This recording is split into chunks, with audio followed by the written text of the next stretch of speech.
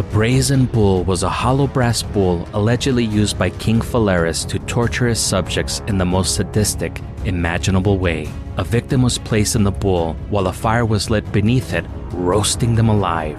Their cries and screams mimicked the sound of the bull as they resonated in the horns and whistles inside. But was there any truth to this myth? Today, we'll discuss the origins of this melodic torture device, the fate of its inventor, and the evidence supporting this legend on this episode of Technically a Conversation.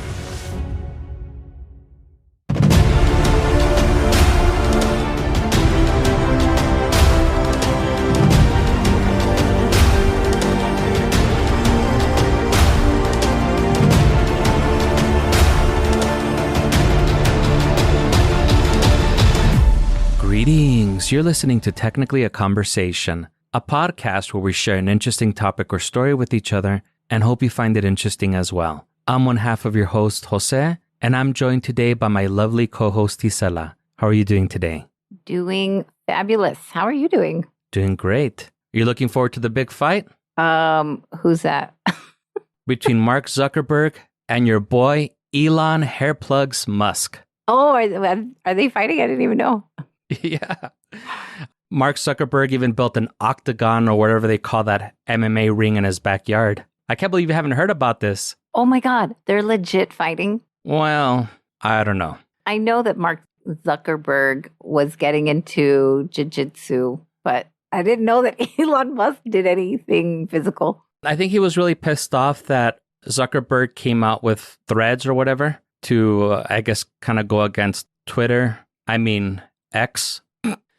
So he felt like it was like personal shade thrown at him or whatever. So at first he said that he wanted to fight him. Oh my gosh. This is so petty. It is very petty, but I haven't even said the worst part. Oh my goodness. Okay. And then he kind of like backtracked it a little bit and he was like, or we can do like a dick measuring contest. So I was like, okay, are we like in 8th grade again or like, okay. No. And then he was like, okay, no, I'll fight him. But then he also pulled like another like, oh, you know what? They were telling me that I might need to get surgery on my neck. So we might have to postpone it. It's been bullshit. But Elon is like Trump where... He talks a lot. Yeah, he talks a lot and he doesn't back it up. Or at least I don't feel like he backs it up. Yeah, no, I will say, I know that Mark Zuckerberg, ever since he started his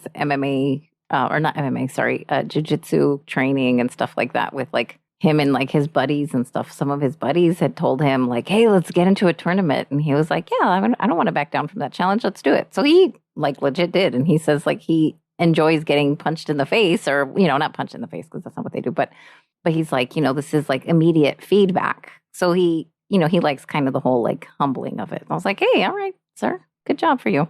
Yeah, and I remember they even uploaded that one video of Mark Zuckerberg fighting somebody and like he wouldn't tap out or something. So he ended up like passing out. No, he's like, I'm not going down. I'm not going to never surrender. Yeah, I was like, respect, because I'm the biggest wuss. I would have started crying before we even did the match. So. Oh, for real? I would have just been like in a ball, like, don't hit me. I don't know what move that is. That's like the self-preservation move, I feel. I agree with that. So who do you think will win between your boy Elon and Zuckerberg? Oh, Zuckerberg I think that would be no contest. He's actually trained for it. So for sure. What about the dick measuring? I mean, Zuckerberg is tall and lanky, but Elon looks kind of like he would be a thick boy. To me, they're like Ken dolls. They don't have BBs. They don't have BBs. I don't know. Yeah, I don't know.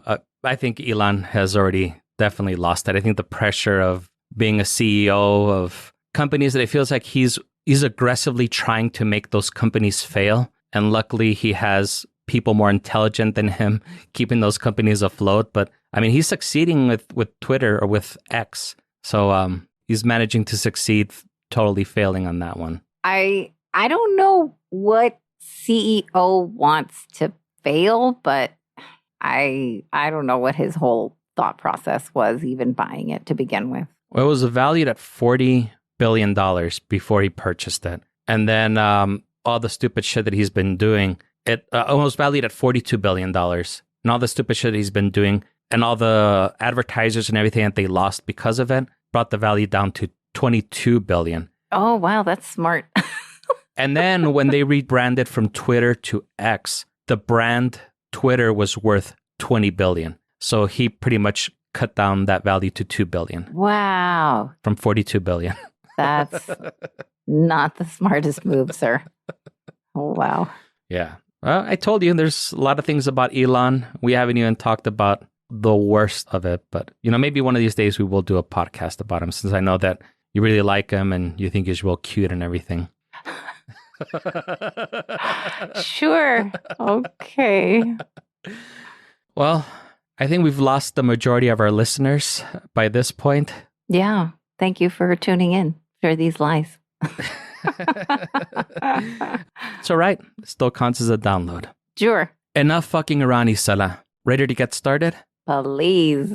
Great. Let's get started. Isela, have you ever been tortured before? Like when you used to be a spy and would wear wigs and disguises like Mary Jo Foley? Were you ever tortured to get you to divulge government secrets? Thank goodness, no. If you were sworn to secrecy, do you think that you would be able to keep a secret, even if it meant torture or death? I think so, because I think I would rationalize it like they're going to kill me regardless. So might as well just shut the fuck up.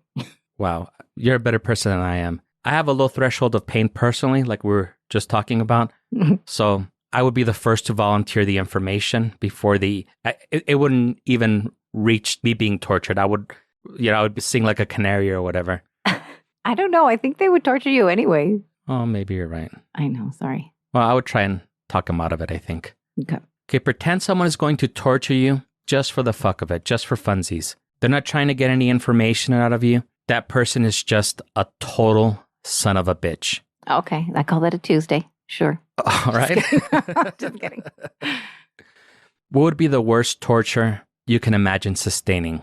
Oh, goodness. I would probably say like the smashing of fingers or something that I could see them doing. That would, and then that's it. I can't grab anything. I can't, toes. I can't even walk anymore. I can't run. Oh my God, that's awful. I don't know. Yeah, that is definitely pretty bad. What about you? I think anything that would have to do with drowning or burning. Oh, like even the waterboarding sounds scary. Yeah. And that kind of leads us a little bit into what we're going to talk about today. Oh. And some of these names are kind of weird, so I'm going to apologize in advance. I'm probably going to fuck them up and pronounce these people's names differently throughout the podcast. So, okay. The following is from an All That's Interesting article by Andrew Milne. Link in our show notes. In 560 BC, in what is modern-day Sicily, court sculptor Perillus presented to King Phalaris his newest creation, a life-size brass replica of a bull. This wasn't any regular old bull sculpture, however. Inside lay a little surprise. The bull was hollow, except for an intricate array of horns and whistles that lined the inside. Phalaris was intrigued as Perillus explained the way it worked. The giant beast was actually a melodic torture device. An unfortunate soul would be placed inside the bull through a door on the top. The door would be locked, and a fire would be lit below the bull. As the bull heated up and the victim roasted alive, the cries and screams would resonate through the horns and whistles, simulating the sound of the bull. The smoke of the burning flesh would exit the bull's nostrils, adding a nice little touch to this sadistic torture device. While Perillus was in the bull demonstrating how it worked, Phalaris locked the door on him and lit a fire beneath it, making its creator its first victim. Wow. Let's discuss this unholy contraption known as the Brazen Bull. But first, Isela, were you familiar with this bestial perversion? Not one bit, but it smells like chaos. And a little bit of burning flesh, right? Ew, yes. All right, I'll admit I barely found out about this a couple of weeks ago when I was telling my cousin Aaron about our podcast. He was the one that I pissed my pants with while laughing about Tricky Troll. Oh, yes. That was so funny. All right, so he doesn't know English, so he's not able to listen to our show, but he was asking about some of the topics that we've covered, so I shared some of our most recent topics. and he asked if we had ever done one about the Brazen Bull, which is El Toro de Phalaris. It didn't sound familiar, so he started describing it to me. And at first, I kind of imagined it being like the Trojan horse, the way that he was describing it. Yeah, same. Until he got to the punchline and described lighting a fire underneath it while its victims are screaming and crying out in hysterical pain and misery. That's a punchline if I've ever heard one, for sure. We looked it up on the YouTubes and came across a clip from the movie The Immortals with our favorite Superman, Henry Cavill, where they show this appliance of malice in action. And it was more horrific than I could have ever imagined. So I knew that I had to do an episode about it. And I'll go ahead and include a clip in our show notes. I just have to warn you that the clip is in the worst possible quality, and the screen is so dark that you have to turn off every light in the solar system in order to be able to view it. Okay. It's like someone was in there pirating a film or something. Yeah, it was the most awful quality. I pretty much had to rely on my imagination and pareidolia to make out what was going on. Great. Let's go ahead and go into the details about the myth itself. One of the first places that we encounter the Brazen Bull is in the writings of poet, philosopher, lawyer, scholar, and statesman Cicero in a series of speeches called In Verum. In it, he says that the most cruel of all tyrants, Phalaris, would punish men by putting them in the noble bull and lighting a fire underneath it. He questioned if people might have been better off under the rule of a foreign leader rather than be subject to this brutality. Historian Diodorus Siculus wrote that Perillus said to Phalaris, quote, "If you ever wish to punish some man, O Phalaris, shut him up within the bull and lay a fire beneath it. By his groanings, the bull will be thought to bellow, and his cries of pain will give you pleasure as they come through the pipes in the nostril." Wow, that's really dark. He even said that's going to bring you pleasure? Jeez Louise. Who's in charge here? You got to keep in mind, there was no HBO back then, so this is what people had to do for entertainment. Yeah, they were like, we're starting the Game of Thrones. This is the Game of Horns. In fact, it's in Diodorus's writing that we hear about Phalaris shutting Perillus in the bull when he climbed in to demonstrate how it worked and burning him to death for his loathsome invention. In a way, we kind of get two different takes on Phalaris. In Cicero's portrayal, Phalaris is an evil tyrant using the Brazen Bull to exact his own special brand of cruel justice and fear on his loyal subjects. In Diodorus's version, we almost get a vigilante leader shutting Perillus the fuck down for conceiving such a vile and wretched torture device. What is your impression of Phalaris based on those two accounts? I feel like I need backstory on, was this a gift? Like, hey, you know how you like to torture people? Here's this really cool ultimate gift. Or is this something like I commissioned you to do it and now you just made good on it and you're just following orders? Or was this like a ceremony thing and this is how we're going to sacrifice the virgins or something? You know what I mean? Like, I kind of want more context. Like, was somebody just following through on what they said they would do, or like what's happening here? The impression that I get is that it was Perillus that kind of brought it upon himself to present Phalaris with this... like a gift. Yeah, with this evil device of torture. He was kind of like, hey, Phalaris, you know how you're such a tyrant and such a son of a bitch? Right. Wait till you get a hold of this. Well, in that case, then it sounds like that particular Phalaris guy was really the wacky guy who might have seen a little bit of himself in the tyrant and was like, oh, if this guy, enjoys, I don't know, throwing people in the dungeon, then he's going to really, wait till you get a load of this or whatever. But he's going to be the crazy one because he's projecting, hey, everyone's going to feel like I do. And they're going to all feel this weird sense of pleasure when you hear the begging and pleading to get out. Ooh, that's so sad. Yeah, and I don't know if there's a correct answer for that. And we're actually going to touch upon why there really is not a correct answer for that. Personally, based on those two accounts, I have the impression that Phalaris was an evil tyrant, the way that Cicero described him, But at the same time, you also have to keep in mind that Cicero was a politician whose goal was to build the Roman Empire, and Diodorus was a historian. So, maybe Diodorus's version is more accurate, and maybe he put Perillus in there to kind of... like the scapegoat?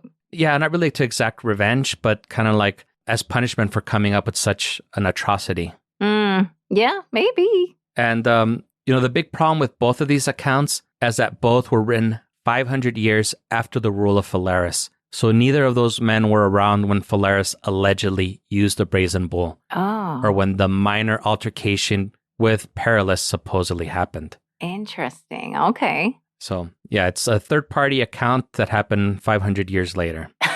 Yes. So it's surely accurate.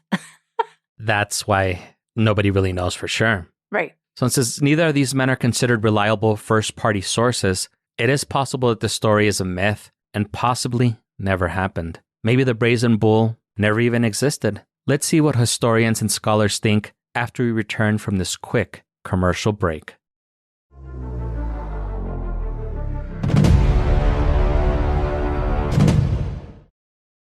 Have you ever wondered what it's like to be buried in an avalanche? Weird foreign feeling of despair. Or how it feels to crash a skydive? I remember hearing a thud, feeling my body hit the ground. Or how you would react if you were being attacked by an alligator? At the end of my leg is this huge alligator head on my leg. These are the stories you'll hear on the podcast called What Was That Like? True stories told by the actual person who went through it. You'll hear from a victim of an attack. Dragging me into the bathroom and saying, I'm going to kill you, now you're going to die. You'll hear from a man who discovered a baby. How could this be? How could there be a baby on the ground? And you'll hear actual 911 calls. Lincoln County 911. There's a man at my back door. He's trying to get in. What Was That Like is a podcast about real people in unreal situations. Search for What Was That Like on any podcast app or at whatwasthatlike.com. If you like true crime, dark history, the haunted and paranormal, then we think you'll like Ghost Town. Ghost Town is hosted by me, Rebecca Lieb. And me, Jason Horton. We cover both notorious and obscure true crimes, the haunted, paranormal, and unexplained, and the dark history of everything from world events to pop culture. There are new episodes of Ghost Town every Wednesday and Friday. Find out for yourself what Vulture.com called essential listening and one listener called a total waste of time. So pause the podcast you're listening to right now. And go subscribe to Ghost Town for free on Apple Podcasts, Spotify, or wherever you get your podcasts. And at ghosttownpod.com.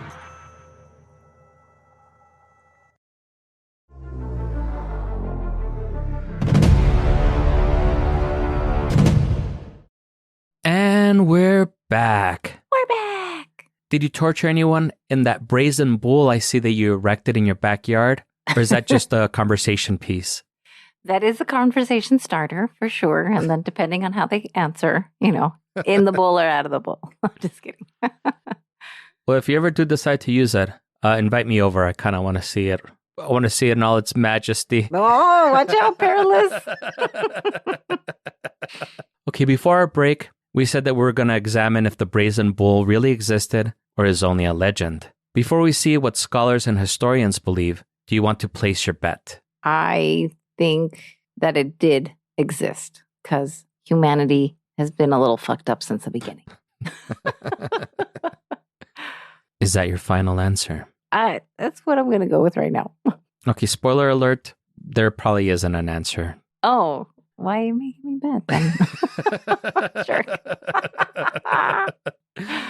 But let's go ahead and go over some people's opinions on it. Okay. According to Carl Seaver from History Defined, Diodorus Siculus was the first person to write about the Brazen Bull. But like we mentioned earlier, this was done centuries after the supposed event took place. It was supposedly used to execute many other people over the years and was popular among other Sicilian tyrants to eliminate anyone who they believed posed a threat to their rule. This included political opponents, rebels, and innocent bystanders who were in the wrong place at the wrong time. There were some sources that claimed that it was used in Rome by several emperors to execute Christians, and even Saint Austus and Saint Antipas, which I never heard of prior to doing this research, and I went to Catholic schools from K to 12. Are you familiar with any of these saints? I'm not, but I can't say that I went to Catholic school. However, my mom is very religious,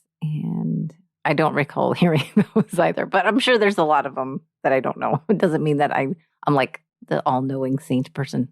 Yeah, I don't recall my mom ever having the saint candle or the baseball card where that has like the stats and the prayer and all that stuff on the back. Oh, yeah. Yes. Yeah.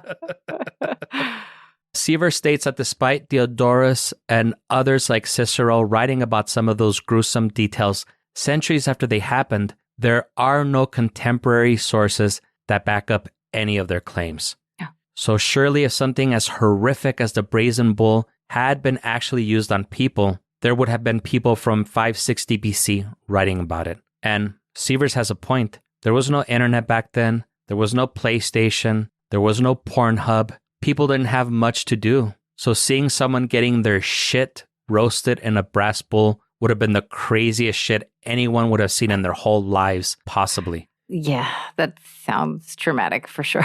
Yeah, so surely would have been written about it, right? I would think so, but I don't know. Do you really want to remember that at the same time? You know?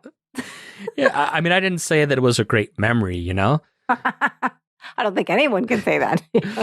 Yeah, I mean, memories from my childhood were not great memories, but I mean, I still have them and I still talk about them. Yeah. So I think people would have talked about them. Yeah, I think you're right. That's actually relieving to hear. Yeah, maybe.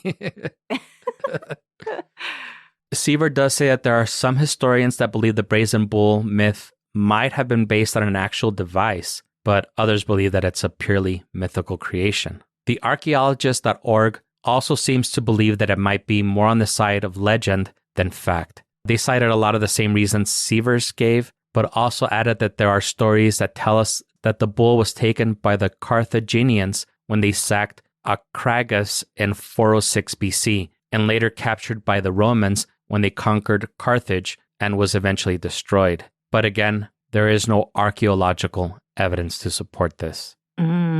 Interesting. Well, I know when you say interesting, that means that it's not interesting. No. But maybe you will find this interesting.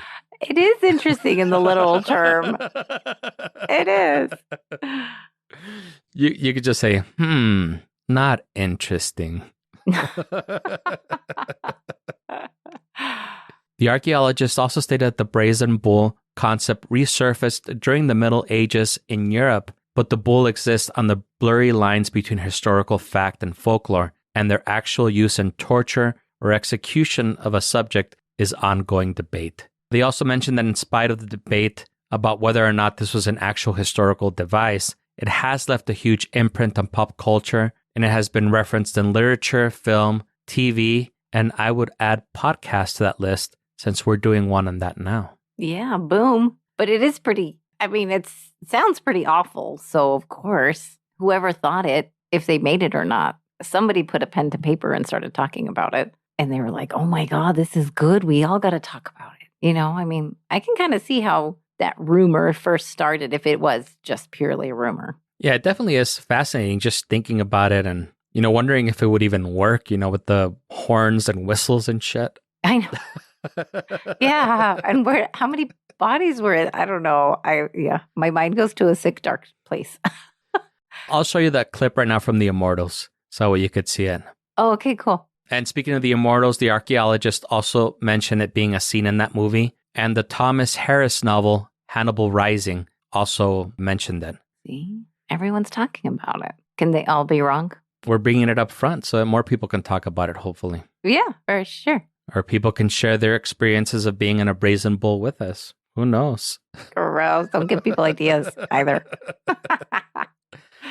No, for reals, I hope that it wasn't a real thing, and I definitely hope nobody was actually tortured in it. Same. But like you said, it is really interesting just to think about how cruel and demented people could be. For sure. The archaeologist states that the Brazen Bull serves as a grim reminder of the depths of human cruelty and as a cautionary tale of how power and control can dehumanize individuals who will stop at nothing to maintain power. It also underscores the importance of humanity, compassion, and justice in our societies. Yeah, I completely can see all of that. Once one person is in power and they can kind of run with things and torture anybody and not answer to anything or to anyone, rather. It's a runaway train. And I think once you have that type of power, you'll do anything to maintain it. Doesn't matter how drastic or crazy. And it would make sense to have people living in fear if you're that kind of a tyrant. It feels like we're talking about Trump, to be perfectly honest.